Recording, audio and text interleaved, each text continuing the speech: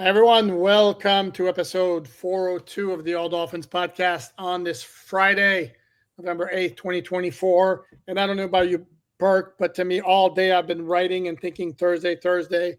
And this is what those damn Monday night games do to me because the schedule shifts and Yeah, no, it's been kind of a disjointed season so far because we've had the Thursday night game, the Monday night game, the bye week. It's been hard to just like get into that mid-season groove because it's been so many things. You expect that Sunday at 1:00 game for like the first 4 or 5 weeks, and it didn't start out like that. no, and I'm like Jimmy Johnson, who once said famously, if I had my druthers, I'd play every game Sunday afternoon at 1 p.m. Love those. Of course, this is where I hate night games.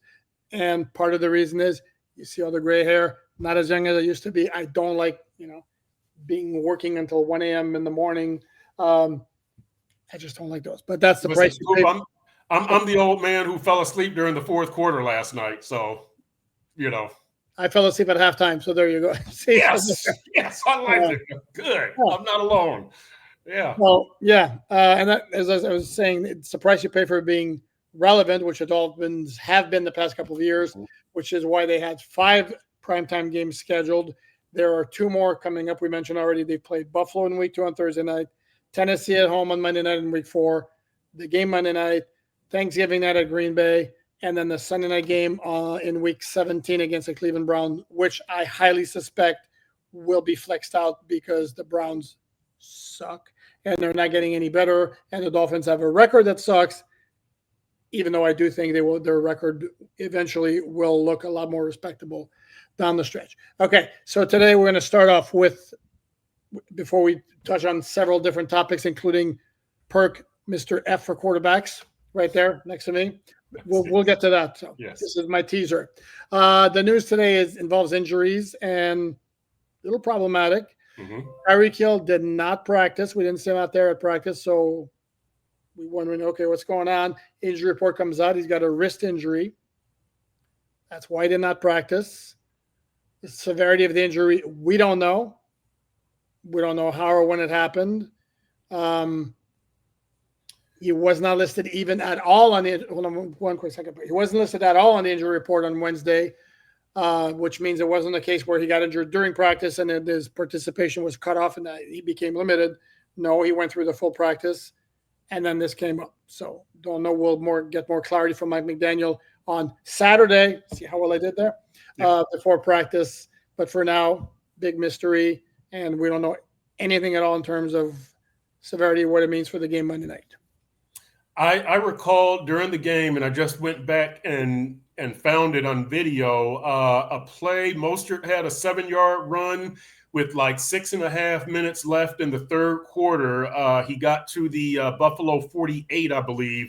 But I remembered after the play seeing Tyreek grab his wrist and kind of favoring it. And so I just went back and watched it, and that did in fact happen. However, 4 plays later, he catches that 28-yard pass. And then, as you say, he went through the practice on Thursday fine. So I have no idea if this was game-related or practice-related or where this wrist injury came from, but it seemed to crop up out of nowhere.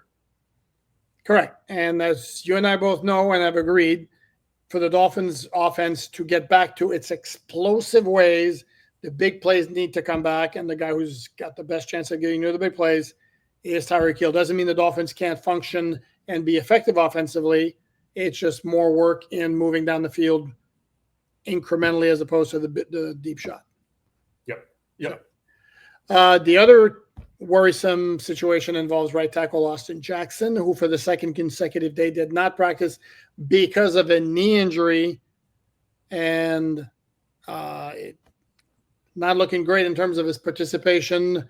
Hopefully he returns to practice on Friday. See, I did it.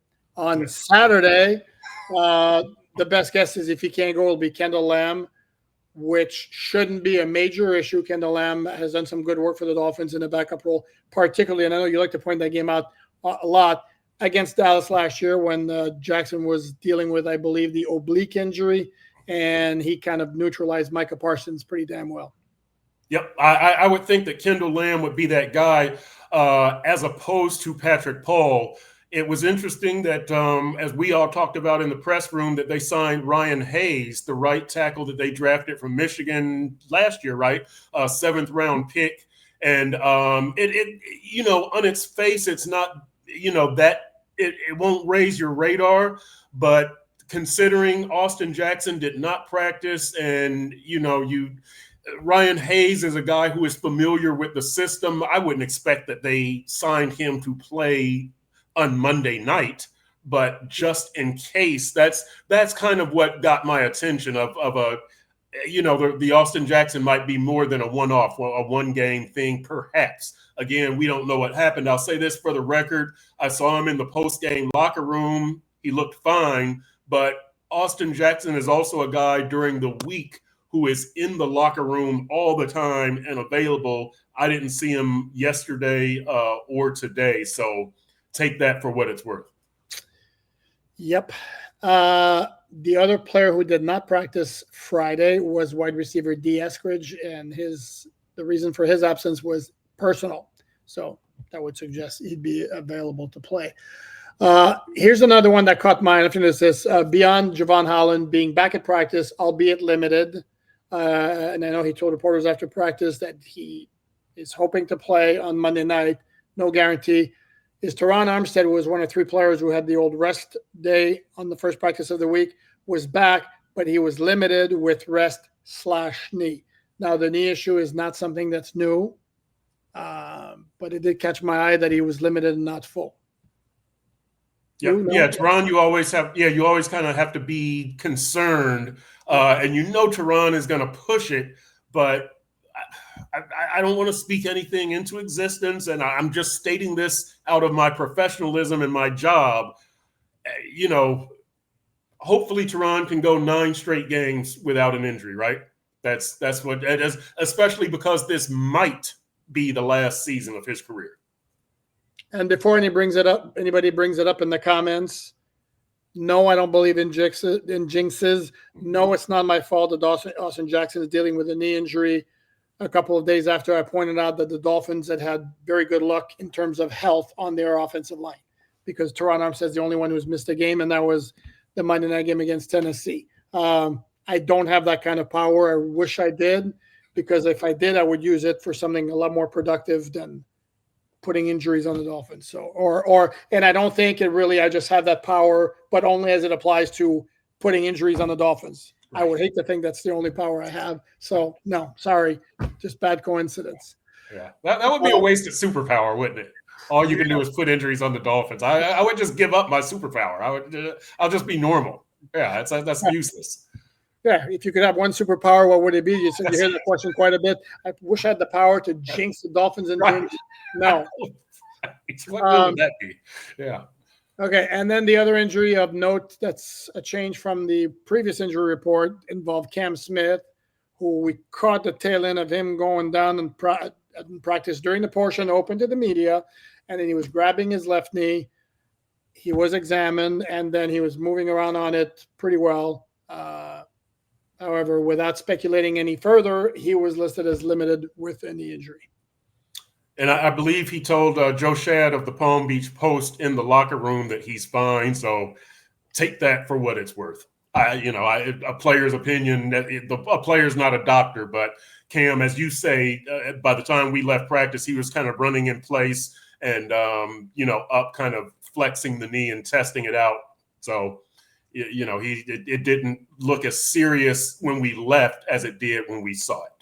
Correct. Because his reaction, without going into details, was a little, whoa, this could be this. Let's hope this is not serious. From the Rams standpoint, what stands out, they haven't released their, as we're taping this, they haven't released their injury report for Friday because they're on the West Coast. They practice later, but their initial injury report had 2 of their offensive linemen not practicing on Thursday. Robbie Ebenstein, the right tackle, Kevin Dotson, one of their guards. They also designated to return 2 starting offensive linemen on Thursday, Jonah Jackson, free agent they signed from the Lions, and Steve Avila. And then earlier this week, another one of their linemen, I believe, I want to say maybe the 6th lineman, if he's not a starter, is Joe Notaboom, was activated from IR. So they're getting a lot of the guys back on their offensive line, which has been a patchwork group. That's going to make the Dolphins challenge on defense if any of those guys play. And apparently there's some discussion out of LA that Avila just might play, even though he just started practicing.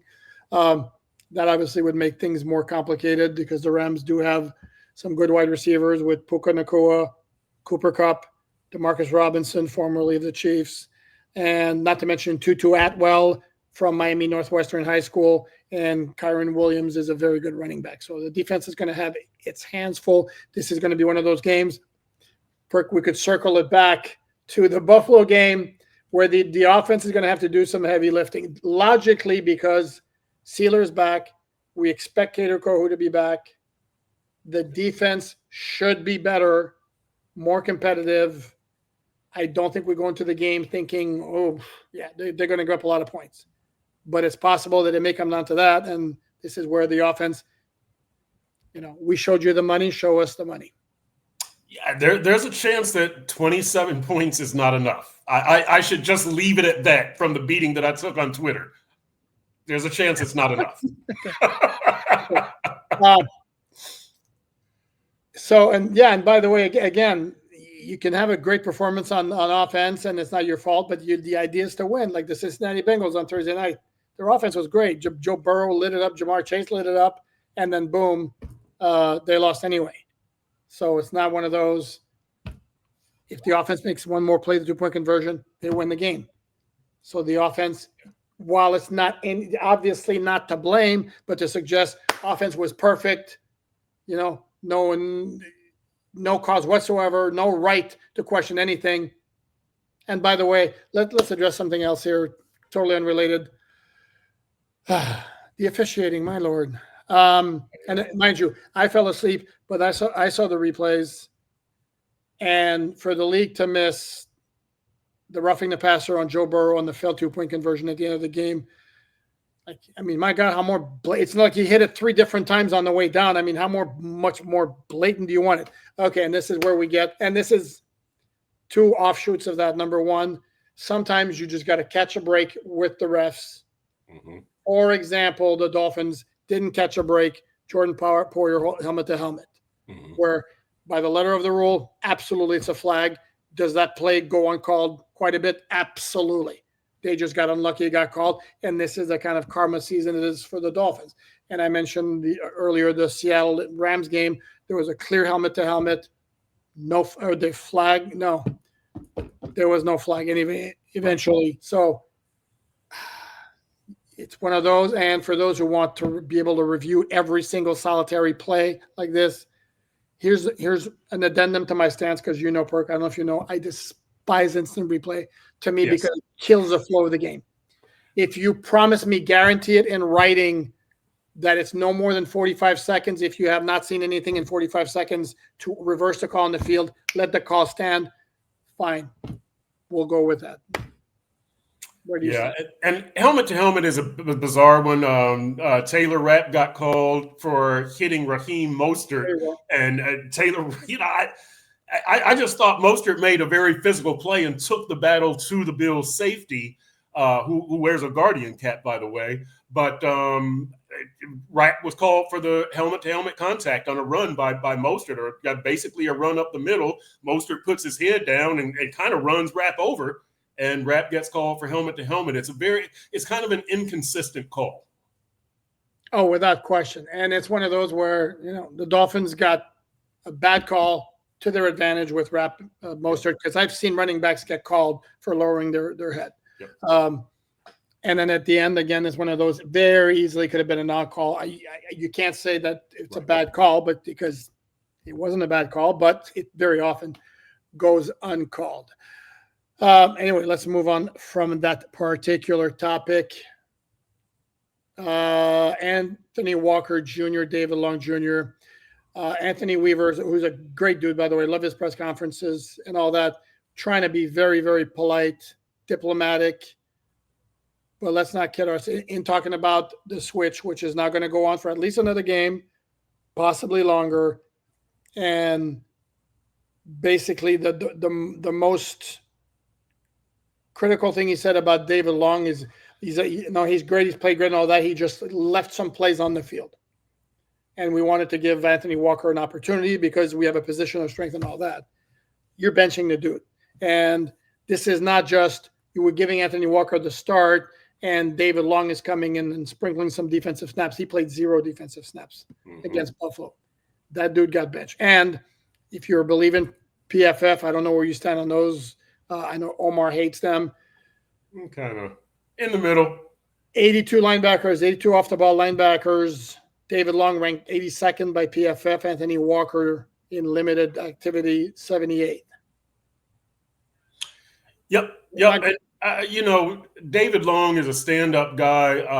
I respect Mike McDaniel for making that decision because David Long is a team captain. He is a guy who is like a heart and soul defensive guy. He was one of the guys last year. I did a story on the hardest hitters on the defense, the most physical, aggressive guys.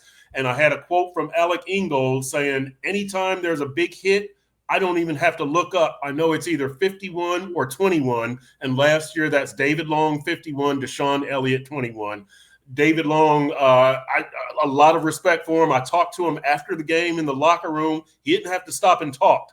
He stopped and he talked and he told me about the demotion and stand-up guy. A lot of respect for him. A lot of respect for Mike McDaniel for benching a team captain. Hats off to McDaniel and to David Long. By the way, David Long, you watch him in practice, I think it's his left knee, but he still wears a sleeve. He still kind of favors that knee, not making any excuses. He didn't get the job done, and that's exactly what he told me. He didn't make any excuses, but he's still carrying that left leg a little bit. So, maybe that's a factor, maybe.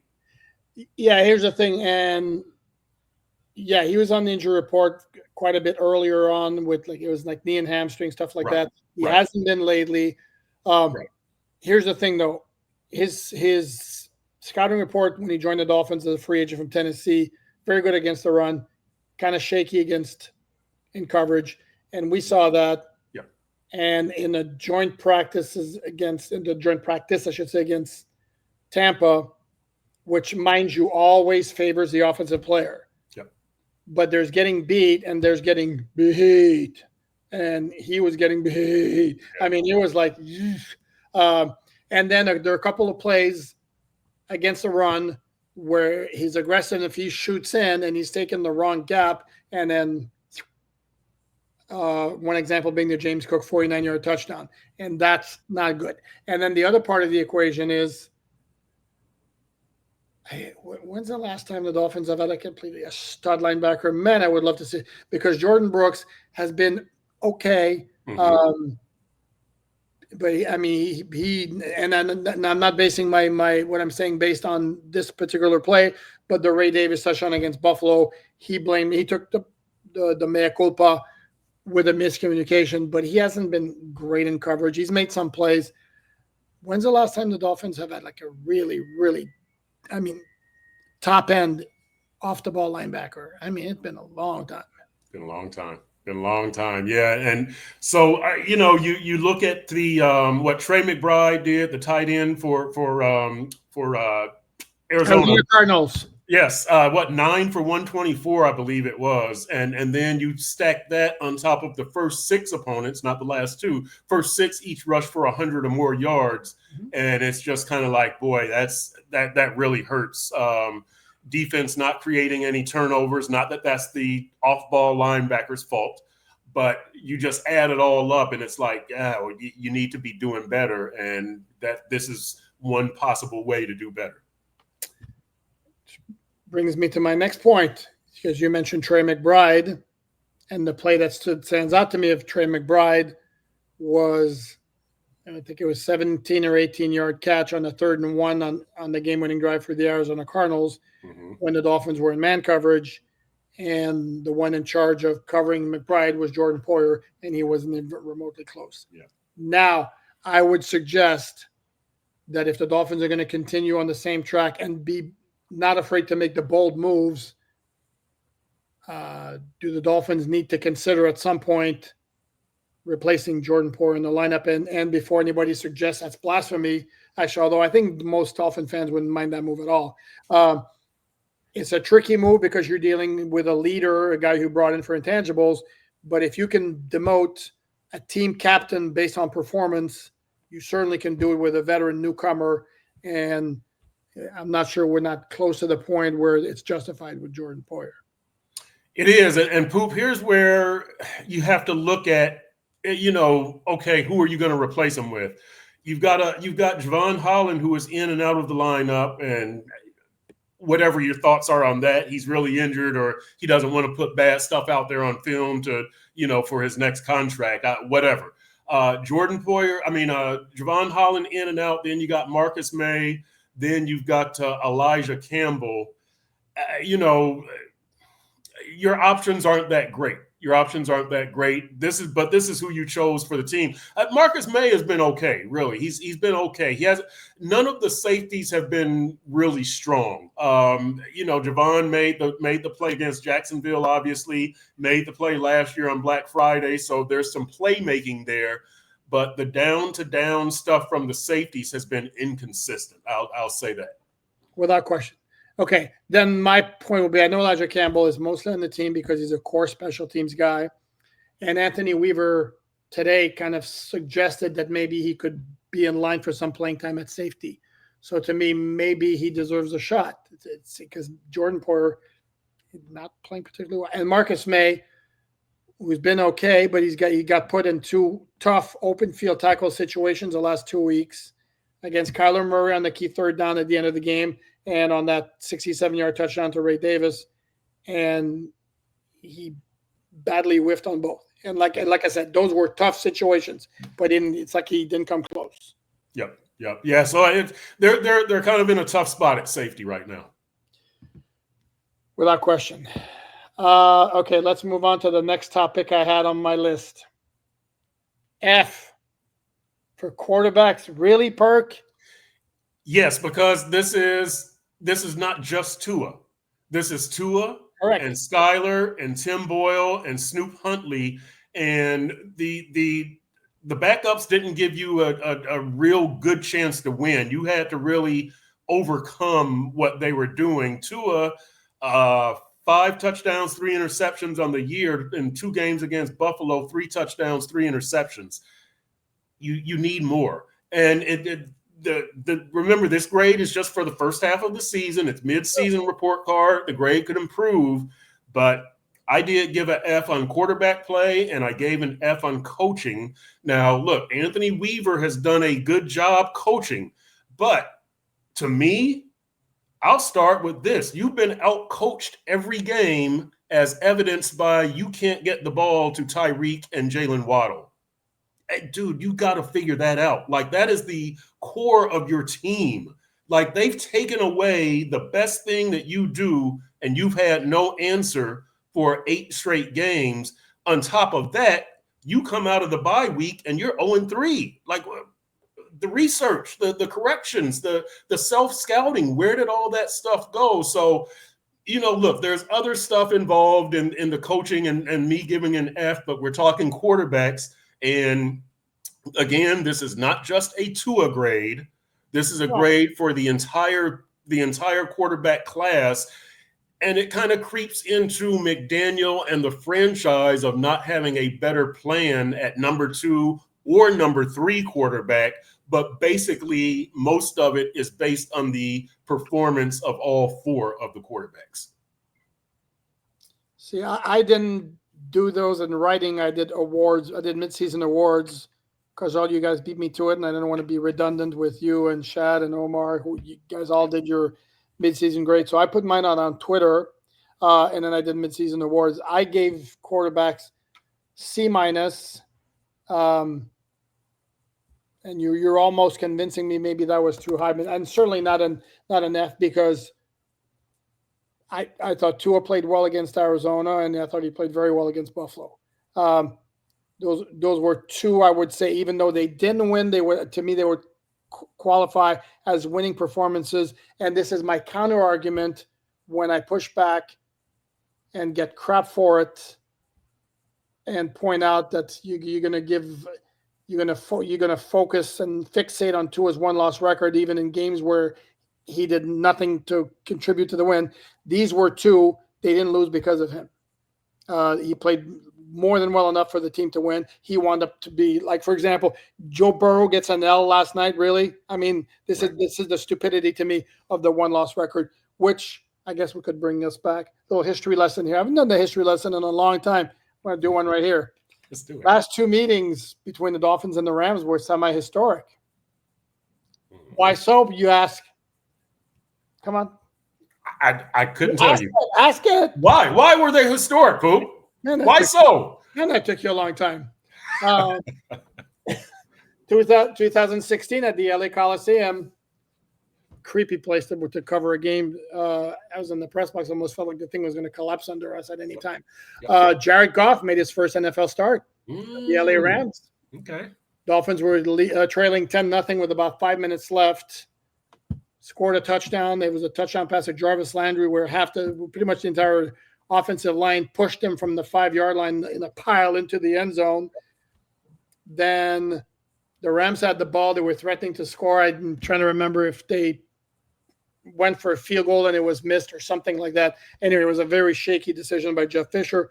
Dolphins went back, scored on a last-minute touchdown pass from Ryan Tannehill to Devontae Parker. That's right. Yep.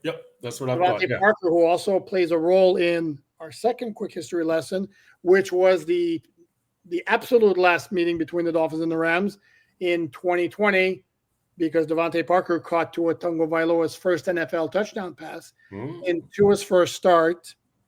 And this was one of those games where the quarterback's going to get the W. Really, really cool. And the numbers were brutal. In fact, Tua was like 12 for 22 for 93 yards. But the Dolphins won 28-17 because they had a punt return for a touchdown by Jakeem Green, long fumble return for a touchdown by Andrew Van Ginkel after Emmanuel Ogbah blindsided Jared Goff, a fumble return by our good friend Kyle Van Noy to the Rams' 1-yard line, which set up a scoring play, and the longest touchdown drive of the game, I believe, was something like 33 yards after a Christian Wilkins interception. So interesting. That's setting the stage for Monday, baby. I like it. Setting the stage for Monday. Okay, so for me, again, I gave C- to the quarterback position, because I think Tua has been very good the last two games. The Jacksonville game, I didn't think it was as great, but they were the two long passes. Against Buffalo was brutal all the way around. Right. So to me, like, Tua's great himself, to me, would be a BB plus, and then it gets dragged down by the backup quarterbacks. And then the coaching, F is very harsh. It's been a disaster. No, I agree. But part of it, to me, again, would be more management and what they failed to do in the offseason. Because I have a hard time believing they don't beat the Colts if they have better quarterback play, with all due respect to Tyler Huntley. And same against Tennessee. Yeah, I could believe that. Here's what I don't like is that it took so long to last game, Mike McDaniel's best called game, I thought, since he's been a head coach with the Dolphins. You cut down on the pre-snap motion. You cut down on all the shifts. That turned out to be very well. That served you very well. Make things simple. 31 runs, 28 passes. We've been begging for Mike to do this. And why it took him until game 8 to do this, I don't know. But I like what he did. I don't like that it took him 8 games to come to this realization. He should have come to this earlier. So again, in year 1, that's fine. In year 2, you should know better, but that's fine. In year 3, you start off in game 1 knowing you need to do things differently, knowing that they could take away Tyreek and Jaylen Waddle, and then what do? Took you a long time to discover your tight end. The slot receiver, I'm not going to blame Mike McDaniel for the OBJ, right? That's OBJ. But you should have used Jonnu earlier, should have been running the ball more, and you should have gone away from the shifts and the pre-snap motion. I mean, everybody this year looked at those shifts and pre-snap motions and said, I'm just keeping my eye on Tyreek. You can do all that other crap if you want. I'm keeping my eye on Tyreek. And it took the Dolphins a while to realize that. Too long, really. Speaking of tight ends, because you mentioned tight end among your yes, Janu. Yeah, okay. Dolphins are going to see, and everybody's going to see on Monday night, old friend Hunter Long. Yes, you're right. A 3-round pick from Boston College, who is averaging about 20 snaps a game for the Rams. Yep. Believes he may have like 6 catches on the season. So it's one of those, and now we're talking 4 years into his NFL career. It's one of those where we can probably safely say that not going to become an impact player in the NFL. So bad pick right there. It's a 3rd-round pick. It's pretty high. Mm-hmm. Good move to be able to use him, as part of the package you sent to the Rams in that trade for Jalen Ramsey, along with a 3rd-round pick. And Jalen, and as I wrote about this on Miami Dolphins on SI.com. By the way, he's Chris Perkins. In case you didn't know, how's that for properly introducing my guest? Yes. Thanks for that introduction. Yeah, no, I know you're a little bit clamped here, right? So as I wrote on Miami Dolphins on SI.com, that if you look at the trade from a purely compensation standpoint, that's a slam dunk for the Dolphins because Jalen Ramsey is still really, really good. The one issue, of course, is you were able to acquire him in a trade because he wanted a new contract, and the Rams were like, we got issues here. We got to move him. And then you give him the new contract once you acquire him 3 days after the fact. And then a year and a half later, you give him another contract extension, which to me is a little over the top. Yeah. Well, congrats for Jalen. Right. I mean, he didn't have to back up the Brinks truck this time. So that's a good thing, right? Like he did in Jacksonville. By the way, the homecoming for Jalen Ramsey against the Rams, he's from LA. The homecoming for Ramsey and OBJ winning a Super Bowl with that team would have been a homecoming for Austin Jackson, who played at USC. By the way, Brandon Peely also played at USC. May still be. That's right. You're exactly right. Okay, and I'm sorry I cut you off. Who was the last one you mentioned? Brandon Peely, USC. That's right. Yeah. Whose sister played in the WNBA. Yep, correct. Minnesota Lynx, I believe. Yes, that's right. And then we're going to close out with Jaylen Waddle, because there's a great stat that I had to double check it 5 times today. It was like, and we were comparing. It couldn't be apples and oranges because they're not used differently. They're used differently. But Jamar Chase's 264-yard game yesterday, it's like 46 yards less than Jaylen Waddle has all year, which is kind of crazy. Jaylen Waddle has 3 1,000-yard seasons in 3 years. This year he's on pace for like 685. So this, again, if the Dolphins are going to make that big move in the second half that we hope they are, that could be a place to start. And here's my wacky stat, because I kept looking in the game book, this game-by-game stats. It says 2 catches for -2 yards against Buffalo. And I'm like, What? That's because, and this is really, to me, I mean, bad statistical design here. If you remember the last play of the game, you know this, because you're nodding. For those out there, last play of the game when the Dolphins were in desperation mode, Tua completed a pass to Devon Achane. He lateraled to Waddle, who tried to get away, was immediately chased by Gregory Rousseau, tried to get away with him, and lo and behold, it didn't work. Wound up losing 23 yards on the retreat after getting lateral from Achane. So that goes on his receiving total. That play goes for Waddle statistically, 0 catch for -23 receiving yards. Yep. And then he had 2 catches for 7 and 12 yards. That's 19. So it's 2 catches for -4 yards. Yep. Crazy. I know. And he had a key third down reception and a key touchdown. And that gets – I don't know how the Miami Miracle was scored. I don't know if did Kenyon Drake get – I don't know who got those receipts. Against New England. Yeah. It was. I don't know. It's an interesting story. So that Stills gets a reception because it was 68 yards, I think it was. So Stills got a reception for maybe 10 yards. Parker got 0 reception for 10 yards also. And then Kenyon Drake has 0 reception for 50 yards or whatever. So you add it up, it's 1 reception, and you got all the yardage. Wow. Yeah. That's how that works. But speaking of Waddle, Frank Smith, the offensive coordinator, made the point, and he referenced those 2 catches that you mentioned, that Waddle's being, and I use his words, a fantastic teammate in that he's always staying engaged, even though he's not getting the ball, does his part, and when his number is called, he delivered, and he certainly delivered on that last drive. He did drop a pass at one point. Mm-hmm. But he delivered there on that last drive. I said before, I made the argument with Omar, I thought the third down reception was to his best throw of the game. Yep. And Poop, let me just say this, that, we've all heard, I talked to the backup quarterbacks and the receivers just casually in the locker room and what's going on here. And they tell me the too deep safety or the too high or the shell or cloud coverage, whatever you want to call it, that's being done. But they keep saying that these guys, Hill and Waddle, are being pressed at the line of scrimmage, jammed at the line of scrimmage.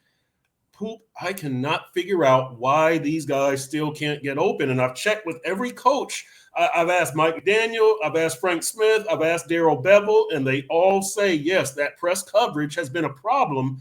And I just think something's missing here. Like, okay, the too high, why can't you occasionally beat that?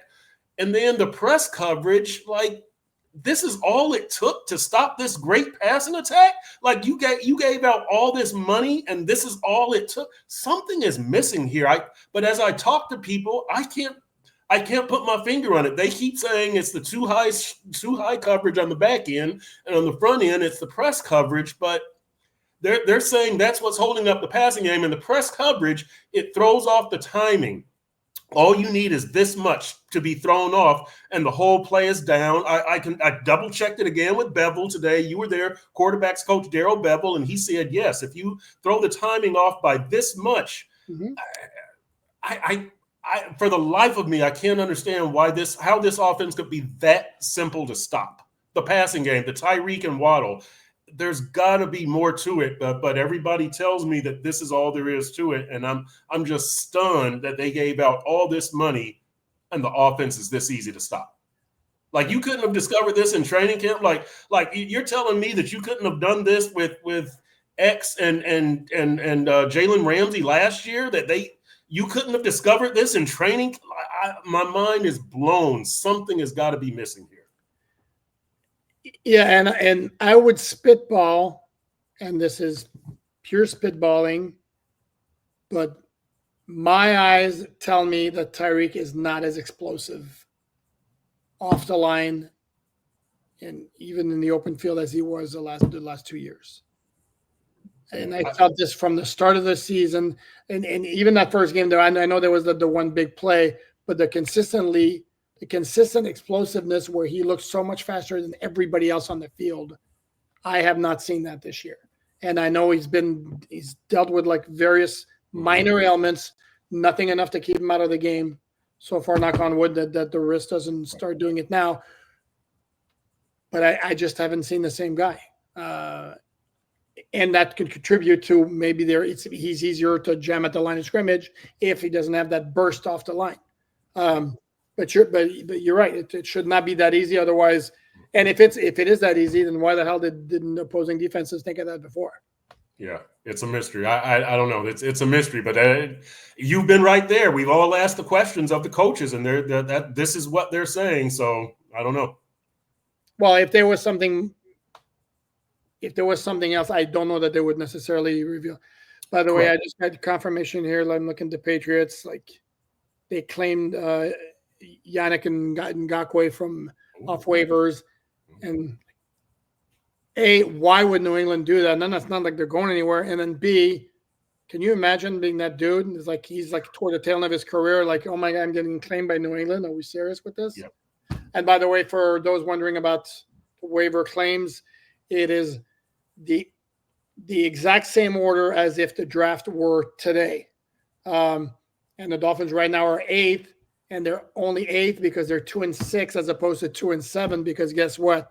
In terms of the teams with 2 wins, the number one tiebreaker for draft positioning is the worst strength of schedule. And the Dolphins right now, if they were 2-7, they'd be in line for the number one pick, and also the number one waiver claim priority, which they don't have. We don't know. It's possible that they put in the claim as well, but New England would be higher on the list. So On that note, on that non-Dolphin note, it's a weird show anyway. So what the hell? No, we're not going to wrap it up. Perk, I believe you already made your prediction because you do that really early in the week. So what was it? I took the Rams, I think 24-20. But the Dolphins, they are not I know we're ending on a negative Dolphins note. They're not a good road team. Pessimistic Perk. I know. This is bad. And after Furones puts me out there on Twitter for the Chop Robinson thing with Anthony, I mean, come on, can I catch a break this week, please? Can I catch a break? Just to tell you all this very briefly before we get out of here, I was asking Anthony Weaver. I said Chop Robinson made 2 plays that I really remember. The third play of the game where he just darted right around Deion Dawkins, the Bills' excellent left tackle, and tackled Josh Allen right after he delivered the pass. And then the sack that he got, and I said, this was a really poor choice by me. I said, was it poor technique by Deion Dawkins? Was it a bull rush? And right after I said that, Weaver is just clowning me. Hey, don't try to take that man's sack. What happened is he got chopped up. Don't try to take this man's sack. Poor technique. Are you kidding me? Everybody is laughing at me. And I'm just like, that's not what I meant. I meant, clarify these 2 plays. Or did I see them right? Was it speed and bull rush? By then, I was all chopped up, so it didn't matter. I'm good with it. I phrased the question poorly. I paid a price. I should be better at my job. Furones didn't have to put me out there, but that's all right. That's what teammates are for. I'm all good with it. We've all been there. For 24-20, so you're seeing a little bit of a step back. I know. Okay. My prediction, as always, will be appearing on MiamiDolphinsOnThisSide.com. I don't know which way I'm leaning. I do think it's a game the Dolphins absolutely can win. And stay tuned and keep checking out the website for the comprehensive game preview. And as well, keep reading South Florida Sun Sentinel, sunsentinel.com. Check out Perk's work. Check out his Dolphins Deep Dive, which is usually on Tuesdays. You adjusting your schedule next week because of the Monday night game or no? No, we're planning on going from LA, from an LA hotel room, a clandestine LA hotel room at noon on Tuesday. By the way, I had a column today saying that I talked to a bunch of Dolphins players about their players-only meetings. They say that they think that they've been fruitful. They don't think that they will lead to victories. What they say is the intention of the meeting is good, and the intention of the meeting shows everybody is still in it. Guys haven't checked out. Guys haven't given up on Mike McDaniel. So I thought that was significant that the players are still in it. Jacksonville 2-7, probably a lame duck coach and Doug Peterson. New Orleans 2-7. They fired their head coach. The Dolphins at 2-6. They're all fully engaged in the fight. My hat is off to the players. I've always admired their fighting spirit. Oh, very well done. Nice closing statement. On that note, now we're actually going to wrap it up. Thanks as always to my buddy Perk. Thanks everyone for watching. Please like, subscribe. I have to do this. Like, subscribe, share, all that good stuff. We will do something tomorrow. Hopefully have some more clarity on the situations involving Tyreek Hill and Austin Jackson. Hopefully it's positive. And then in the meantime, have a great rest of the evening and great Saturday. Thanks, everyone.